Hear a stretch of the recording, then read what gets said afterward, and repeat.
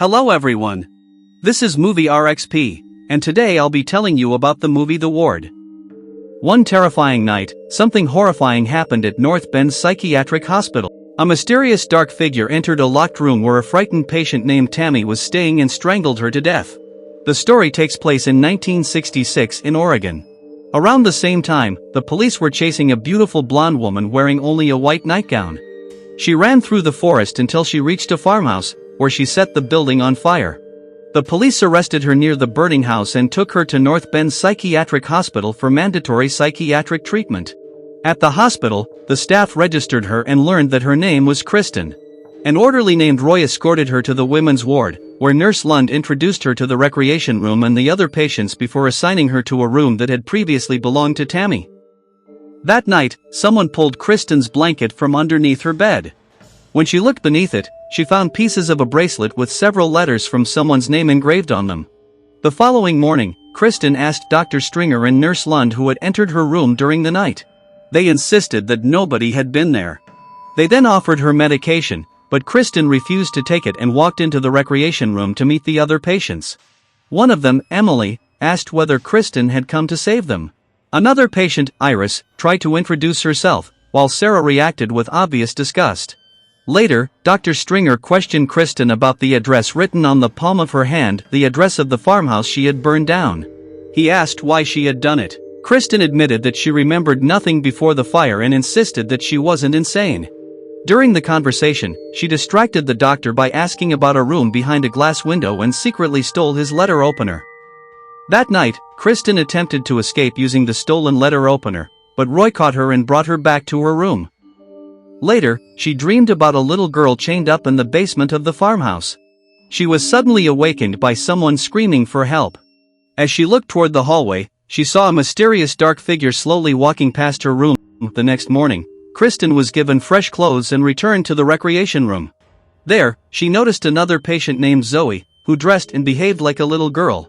Later, while the patients were outside in the yard, Iris approached Kristen and asked if she could pose for one of her drawings. As Iris sketched her, Kristen noticed a man and a woman standing behind the window of Dr. Stringer's office, silently watching the patients. When Kristen asked about them, Emily simply replied that they were sad people who often came to the hospital just to look at them. That evening, the girls went to take showers. After everyone else left, Kristen remained alone in the shower room. Suddenly, the ghostly figure of a dead woman appeared and tried to strangle her. Kristen screamed for help. Nurse Lund rushed in, but she couldn't see anyone except Kristen herself. Believing the patient was hallucinating, the nurse injected her with a powerful sedative. Soon afterward, Kristen found herself strapped to a table in Dr. Stringer's treatment room, where he performed electroshock therapy on his patients. The following day, during a group therapy session, Emily asked Dr. Stringer what happened to the patients who disappeared after being taken away for treatment. She was especially worried about Tammy, who had vanished without any explanation.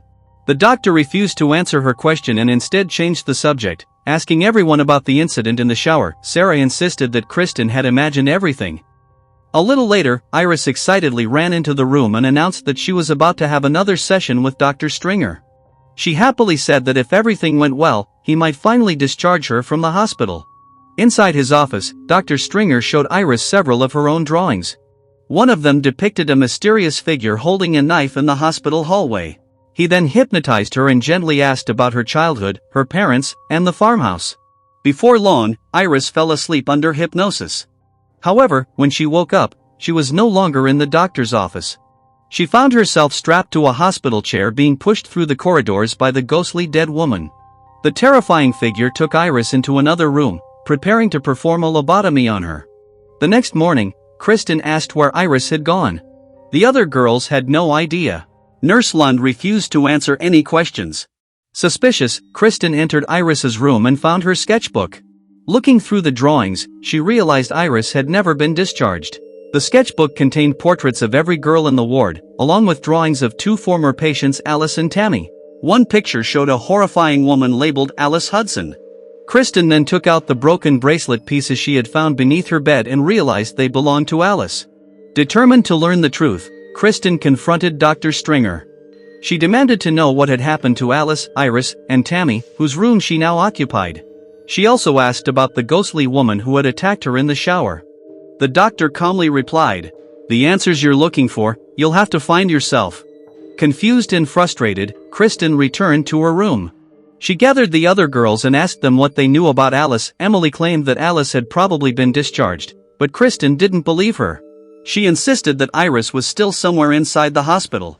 That night, she planned to find her and escape. Kristen asked Zoe to lend her a coin, explaining that she needed it for her escape. Before lights out, Kristen secretly stuffed toilet paper into the restroom door lock so it wouldn't lock completely. Later that night, she quietly met up with Emily, and the two girls slipped into the restroom.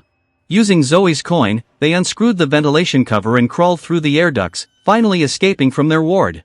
As they wandered through the dark hospital corridors, they eventually entered the morgue. Suddenly, they heard people searching for them. The girls quickly hid. When Kristen stepped out from her hiding place a few moments later, Emily had disappeared without a trace. At the same time, someone inside one of the morgue drawers desperately tried to force it open from the inside. Terrified, Kristen ran into the hallway. There, standing directly in her path, was Alice. The shock was so overwhelming that Kristen lost consciousness. She dreamed once again of the little girl chained inside the farmhouse basement. This time, a mysterious bearded man entered the room and approached the frightened child. When Kristen finally woke up, she was back in her hospital bed. Emily quietly came to visit her and explained what had happened. The orderlies had caught her during the escape, and now she believed there was absolutely no way out of the hospital. Meanwhile, Sarah tried flirting with Roy, hoping he would help her. Instead, he coldly rejected her. Humiliated and furious, Sarah returned to the ward in a terrible mood. She lashed out at the other girls, insulting them and acting cruelly. Furious, Sarah stormed out into the hallway. A few seconds later, she sensed someone behind her. It was Alice. Sarah screamed and ran into the hospital kitchen, but Alice followed her. The ghost caught Sarah, strapped her into a chair, and killed her by electrocuting her. The next morning, Kristen noticed that Sarah's room was completely empty. Emily looked terrified. She was convinced that Alice was killing them one by one and that sooner or later, every girl in the ward would die. At last, the frightened Zoe admitted something she had been hiding. Unlike the others, she had never hurt Alice Hudson. Emily realized there was no point keeping the secret anymore. She finally revealed the truth. Alice had constantly bullied all of the girls in the ward. One day, Tammy came up with a plan. Together, all the girls attacked Alice and murdered her. Now, Alice had returned to take revenge on every one of them.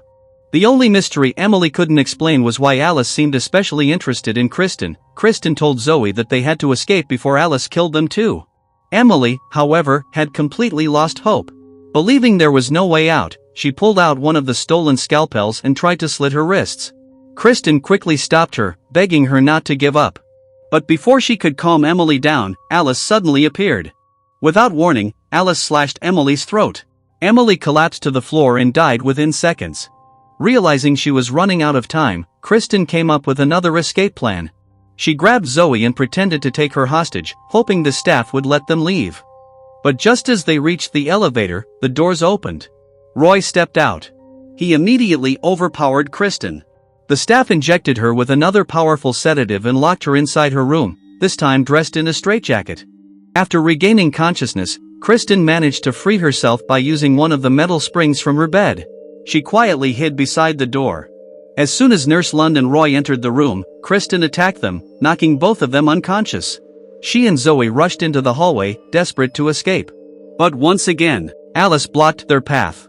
The girls fled into the hospital basement, where they discovered a small service elevator used for transporting food. Kristen sent Zoe up first. The moment the elevator doors closed, Alice attacked her. Believing Zoe had made it safely to another floor, Kristen climbed into the elevator herself. When she arrived upstairs, she noticed a trail of fresh blood leading down the hallway. She cautiously followed it, only to come face to face with Alice once again. A brutal fight broke out between them. During the struggle, Kristen grabbed a heavy metal doorstop and drove it into Alice, finally defeating the ghost. Breathing heavily, Kristen made her way to Dr. Stringer's office. Inside, she discovered Alice Hudson's medical file lying on his desk. Attached to it was Alice's photograph, along with detailed notes describing every girl in the ward and each of their personalities. At that moment, Dr. Stringer entered the room. Kristen demanded the truth. The doctor looked at her calmly and finally revealed everything. "Your name isn't Kristen," he said. "Your real name is Alice Hudson." Dr. Stringer explained that when Alice Hudson was 11 years old, she had been kidnapped and kept chained in the basement of a farmhouse for 2 months. Eventually, she managed to escape and set the house on fire. The trauma she suffered was so severe that her mind developed multiple personality disorder. To protect herself from the unbearable memories, her consciousness split into several different personalities. Each girl living in the ward, Kristen, Emily, Iris, Sarah, Zoe, and Tammy, was not a separate person at all. They were all different personalities created by Alice's mind. Over the years, Alice's true identity became buried beneath the others until it almost disappeared completely. Dr. Stringer had been using experimental treatment to bring Alice's real personality back. However, the therapy had an unexpected consequence. Alice's mind created a terrifying ghostly version of herself. This dark personality began eliminating the others one by one. Tammy was the first personality to disappear. Alice's subconscious interpreted the ghost as a threat to the remaining personalities. To protect them, her mind created one final personality: Kristen. Kristen existed for only one purpose: to defend the others and distract Dr. Stringer long enough to keep Alice from facing the painful memories of her childhood. But now, there was no reason for Kristen to exist anymore. It was finally time for Alice to accept who she truly was. Dr. Stringer hypnotized Kristen once again. Inside her mind, Kristen came face to face with the ghostly Alice. The two personalities confronted each other one last time. In the end, Kristen disappeared forever, allowing Alice's true personality to return. The following day, the same sad-looking couple Kristen had seen watching the patients arrived at the hospital. They were Alice's parents. Dr. Stringer told them that their daughter was no longer a danger to herself and that she would soon be discharged. When they visited her, Alice recognized them immediately. The doctor promised that she would be released in just 2 or 3 days. Finally, the day of Alice's discharge arrived.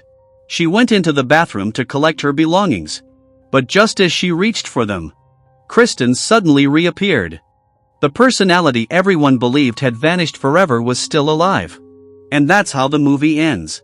If you enjoyed today's recap, don't forget to hit the like button and subscribe to the channel. Every like and every new subscriber helps support the channel and keeps these recaps coming. Thanks for watching, and I'll catch you in the next movie recap.